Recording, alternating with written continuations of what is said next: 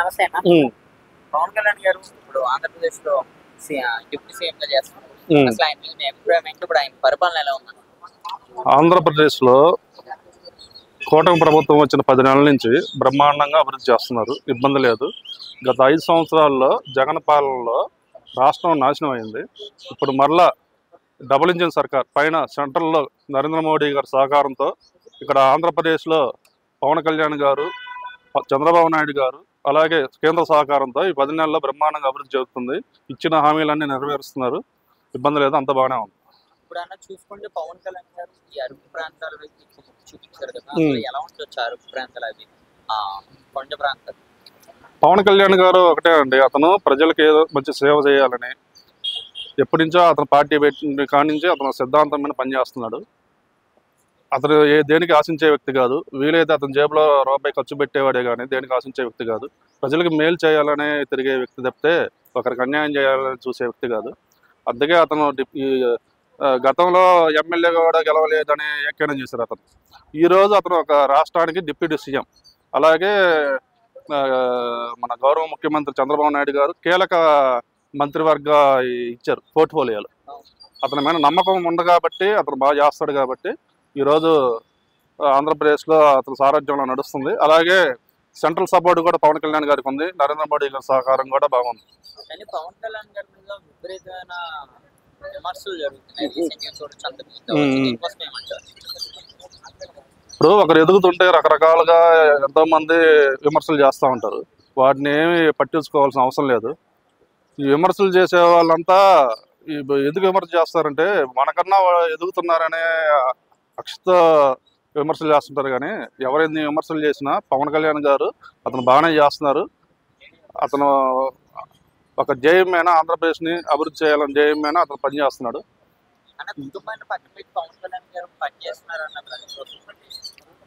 కుటుంబాన్ని పక్కన పెట్టడం అంటే ఏం లేదండి, కుటుంబాన్ని చూసుకుంటున్నారు, ప్లస్ ఆంధ్రప్రదేశ్ ప్రజల కోసం కష్టపడుతున్నాడు. రెండు వైపులా చేస్తున్నాడు, ఇబ్బంది లేదు, బాగానే ఉంది.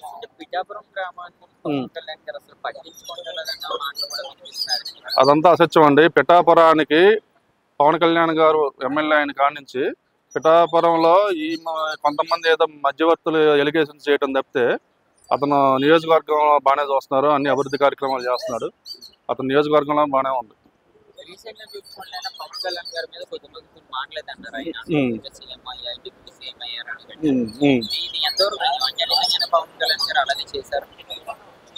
అది నేను చెబుతున్నాను కదా, ఇప్పుడు ఒకరు ఎదుగుతుంటే ఓర్వలేని వాళ్ళు కొంతమంది ఉంటారు.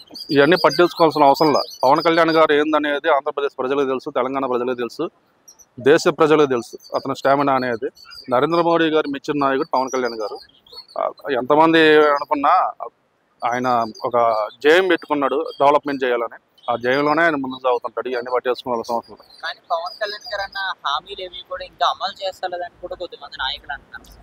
ఏ హామీలు అమలు చేయలేదని ఇప్పుడు ఎలక్షన్ ముందు చెప్పారు, గెలిచిన వెంటనే పింఛను 4,000 ఇస్తానని, వికలాంగులకి 6,000 ఇస్తానని, మంచాన ఉన్న వాళ్ళకి 15,000 ఇస్తానని ఇస్తున్నారుగా. 3 నెలల పింఛను కలిపి 7,000 తొలి నెలలో ఇచ్చారుగా, మాట నిలబెట్టుకున్నారు. ఈరోజు ఆంధ్రప్రదేశ్లో ఇస్తున్న పింఛను మన దేశంలో ఎక్కడా లేదుగా. 3 గ్యాస్ సిలిండర్లు ఫ్రీ అన్నారు, ఇస్తున్నారుగా. ఇప్పుడు రేపు మేలో ఎంతమంది పిల్లకాయలు ఉంటే అంతమందికి 15,000 ఇస్తా అన్నారు, రేపు వేస్తారు. రైతులకు 20,000 రైతు భరోసా అన్నారు, అది రేపు మేలో వదులుతున్నారు. ఇచ్చిన ప్రతి హామీని నిలబెట్టుకుంటారు. అలాగే డెవలప్మెంట్ ఏమండి, గవర్నమెంట్ వచ్చి ఇప్పుడు 10 నెలలు ఇప్పుడు 1 by 1 హామీలు నిలబెట్టుకుంటూ వస్తున్నారు. రేపు మే జూన్లో చూడండి ఇంకో 2 హామీలు కూడా నెరవేరుతున్నాయి. అలాగే ఉచిత బస్సు పథకం అన్నారు, అది కూడా త్వరలో నెరవేరుద్ది. స్టెప్ బై స్టెప్ అన్ని హామీలు ఇచ్చిన సూపర్ 6 అంతా అమలు చేస్తారు, ఇబ్బంది లేదు.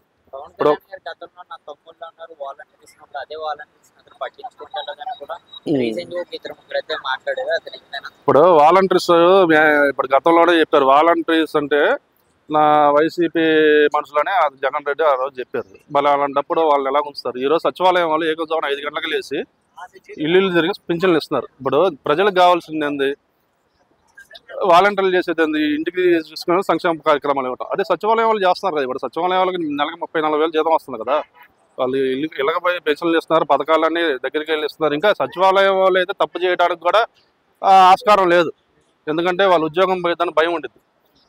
ఇప్పుడు ప్రతి ఒక్క పథకం సచివాలయం ద్వారా, మున్సిపాలిటీ ద్వారా, అలాగే ఇప్పుడు రెవెన్యూ శాఖలు ఇప్పుడు లోకేష్ గారు వాట్సాప్ గవర్నెన్స్ తెచ్చారు. ఇప్పుడు మనకు అన్ని సేవలు వాట్సాప్లోనే అందుబాటులో ఉంటున్నాయి. ఫ్యూచర్లో నాకు తెలిసి ఇప్పుడు జస్ట్ 10 months అయింది, ఇంకా చాలా ఉంది గవర్నమెంట్. అమరావతి డెవలప్ అయ్యింది, పోలవరం పూర్తయింది, అలాగే ఐటీ కంపెనీలు వస్తాయి, యువతకి చెప్పినట్టు 20 లక్షల ఉద్యోగాలు వస్తాయి. ఒకవైపు డెవలప్మెంట్ చేయాలా, అలాగే సంక్షేమం ఇవ్వాలి. అప్పులు తెచ్చి సంక్షేమం ఇస్తే ఉపయోగం లేదు కదా. ఒకవైపు డెవలప్మెంట్ చేస్తూ ఉండాలా, సంక్షేమం ఇవ్వాలి. ఇప్పుడు అక్కడ గవర్నమెంట్ డెవలప్మెంట్, సంక్షేమం రెండింటిలో దృష్టి పెట్టింది కాబట్టి ఒకరోజు లేట్ అవ్వచ్చు, కాకపోతే ఇచ్చిన హామీలన్నీ నెరవేర్చుకుంటారు, ఇబ్బంది లేదు. మరో విషయం, పవన్ కళ్యాణ్ గారు అన్నట్టే ఏవైతే అన్నారో అదే ఫ్రీ పీస్ ఇంకా అమలు చేయలేకపోతుంది ప్రభుత్వం. కేవలం ఓట్ల కోసమే ఇటువంటి పథకాలన్నీ అమలు చేశారని కూడా కొడుతున్నారు, మాట్లాడుతున్నారు. వాళ్ళకి మీరు ఇచ్చే మాట, మీరు ఇచ్చే భరోసా ఫ్రీ ఫీజు ఏంది అంటే సూపర్ 6 ఏదైతే ఉన్నదో? అవునా, రేపు మేలో ఇస్తామని చెప్పారు కదా నారా చంద్రబాబు నాయుడు గారు, గౌరవ ముఖ్యమంత్రి వర్యులు. ఎంతమంది పిల్లకాయలు ఉంటే అంతమందికి ఆ రోజు చెప్పినట్టు రేపు మేలో పథకం వదులుతున్నారు. మే తర్వాత మాట్లాడండి అని, మే జూన్ తర్వాత రైతు భరోసా కానీ ఈ చెప్పిన పథకం వదులుతున్నారు. పవన్ కళ్యాణ్ రీసెంట్ జగన్మోహన్ రెడ్డి గారు మరొక 3 సంవత్సరాలు మీకు కళ్ళు మూసుకుంటే గడిచిపోతే, కళ్ళు మూసుకుంటే 3 సంవత్సరాలు గడిచిపోతే మళ్ళీ మా ప్రభుత్వం అధికారంలోకి వస్తుంది అంటారు, అది నిజమేనా? ఏమండి, మొన్న 151 సీట్లు వచ్చినాయి, ఓకేనా? సరే, ఎంత వ్యతిరేకత లేకపోతే 11 సీట్లకు వస్తాయి. ఇప్పుడు అతను బాగా చేస్తుంటే కనీసం కొన్ని సీట్లను రావాలిగా, కనీసం అపోజిషన్ రావాలిగా. మరి జనాలు విరక్తి చెందేటట్టు అక్కడ అయిపోయింది, అక్కడ ప్రభుత్వం అయిపోయింది, ఇక్కడ కేసీఆర్ ప్రభుత్వం అయిపోయింది. కూటమి ప్రభుత్వం అవసరమైతే పవన్ కళ్యాణ్ గారు, చంద్రబాబు నాయుడు గారు పవర్ షేరింగ్ అని చేసుకుంటారు, కానీ మళ్ళీ జగన్మోహన్ రెడ్డి అక్కడ తెప్పించే అవసరం లేదు. ఇక్కడ కూడా రేవంత్ రెడ్డి గారి పరిపాలన బాగుంటే మళ్ళీ రేవంత్ రెడ్డి గారు ముఖ్యమంత్రి అవుతారు.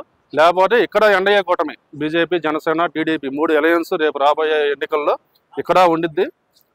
రాబోయే రోజుల్లో కూటమి ప్రభుత్వం ఇక్కడ కూడా అధికారంలోకి వచ్చిందని మేము అనుకుంటున్నాం.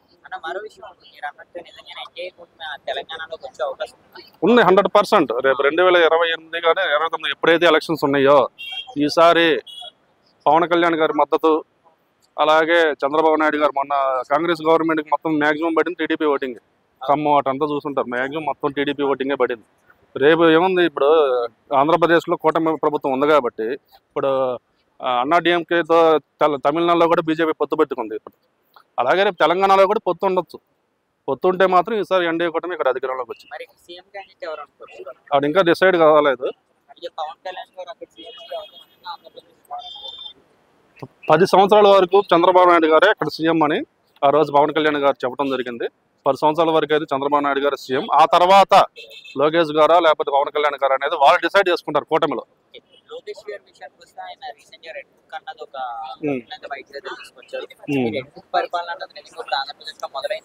రెడ్ బుక్ అనేది ఆ రోజు ఎలక్షన్ ముందు ఎవరైతే అధికారాన్ని అడ్డు పెట్టుకుని తప్పు చేశారో వాళ్ళ మీద యాక్షన్ ఉండిద్దని చెప్పారు. అదే జరుగుతుంది 1 by 1. మన వల్లభనేని వంశీ ఏవి, బోరుగడ్డ అనిల్ అయితే ప్రతి ఒక్కరి మీద యాక్షన్ ఉండిద్ది. ఇంకా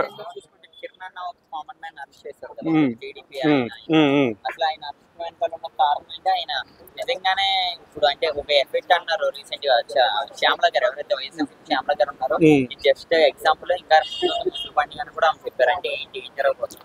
ఇప్పుడు చంద్రబాబు నాయుడు గారు కానీ పవన్ కళ్యాణ్ గారు కానీ వాళ్ళు ఒకటే జైల్లో ఉన్నారు. గత గవర్నమెంట్లో వాళ్ళు చేసిన తప్పులు మేము చెయ్యము. గత గవర్నమెంట్లో వాళ్ళు అసెంబ్లీ సాక్షిగా బూతులు తిట్టారు, ఆ తప్పులు మేము చెయ్యము. మా గవర్నమెంట్లో తప్పు చేసిన సొంత కార్యకర్త అయినా మేము క్షమించమని జైల్లో ఉన్నారు. అందుకని కిరణ్ అనేది అతను మాట్లాడిన మాటలు మేము కూడా ఖండిస్తున్నాము. అతను మాట్లాడింది తప్పు, అతనికి కరెక్ట్ శిక్ష చేశారని నేను అనుకుంటున్నాను. సొంత వాళ్ళని సార్ అరెస్ట్ చేశారు చంద్రబాబు. మరి గతంలో బాబు గారు వాళ్ళ వైఫ్ ని, అలాగే నారా లోకేష్ గారిని, పవన్ కళ్యాణ్ గారిని కూడా చాలా మంది చాలా మాట్లాడే ఉంటారు. మరి వాళ్ళని కూడా మరి బయటికి తీసే అవకాశం ఉందా? త్వరలోనే ఉండిద్ది. రెడ్ బుక్ అంటే అదే. ఇప్పుడు సొంత పార్టీ కార్యకర్త తప్పు చేస్తేనే వదలని సీఎం గారు, వాళ్ళని ఎందుకు వదులుతారు? వాళ్ళ పైన కూడా ఇప్పుడు గొర్రెల మాధవ్ నిన్న హత్యలు చేశాడు, అరెస్ట్ చేశారు కదా. అలాగే త్వరలో అందరూ గతంలో ఎవరెవరు తప్పులు చేశారో అందరూ అరెస్టులు ఉంటాయి, తగిన ఉండిద్ది. మరి ఇలాగే అరెస్ట్ నడుచుకుంటూ వెళ్ళిపోతుంటే ఇప్పుడున్న కూటమి ప్రభుత్వం మీద మరి ప్రజల వ్యతిరేకత వచ్చే అవకాశం లేదంటే? గతంలో వైసీపీ ప్రభుత్వం నిజంగా ఇలా అరెస్ట్ చేస్తేనే అది రౌడీ పాలన అన్నారు, కడప పాలన అన్నారు, రెడ్డి పాలన అని కూడా చాలా మంది అయితే మాట్లాడారు. మరి అప్పుడు ఇదేమవుతుంది? ఎవరైతే తప్పు చేస్తున్నారో అది సొంత పార్టీ కార్యకర్త కావచ్చు, అపోజిషన్ పార్టీ కార్యకర్త కావచ్చు, ఎవరైతే సోషల్ మీడియాలో కానీ ఎక్కడైనా కానీ ఆడవారి గురించి తప్పులుగా మాట్లాడినా, ఎక్కడ ఏదైనా చేసిన సొంత పార్టీ కార్యకర్త అయినా ఎవరినైనా వదిలే పరిస్థితి లేదు. అది ప్రజలు కూడా తెలుసుకుంటున్నారు. ఇప్పుడు ఎందుకు అరెస్ట్ చేస్తున్నారు? తప్పు చేస్తేనే అరెస్ట్ చేసేది. ఇప్పుడు తప్పు చేయడం అరెస్ట్ చేయరుగా. కిరణాన్ని అతను తిట్టాడు కాబట్టి అరెస్ట్ చేశారు. అలాగే గత గవర్నమెంట్లో ఎవరెవరైతే అసెంబ్లీలో తిట్టారో వాళ్ళ మీద కూడా యాక్షన్ ఉండింది. ప్రభుత్వం ఎన్డీఏ కూటమి ప్రభుత్వం ఈరోజు ఒక జేఎంఏనా ఆంధ్రప్రదేశ్ని డెవలప్ చేయాలని, యువతకు ఉపాధి అవకాశాలు కల్పించాలని, ఆల్రెడీ అప్పుల్లో కూరుకుపోయిన రాష్ట్రాన్ని మరలా తిరిగి దేశంలో నెంబర్ 1 చేయాలని ఒక జేయంతో పవన్ కళ్యాణ్ గారు, చంద్రబాబు నాయుడు గారు ఈరోజు పనిచేస్తున్నారు. ఇలాంటి వాళ్ళు ఎవరైనా కానీ తప్పు చేస్తే మాత్రం క్షమించేది లేదు. Thank you.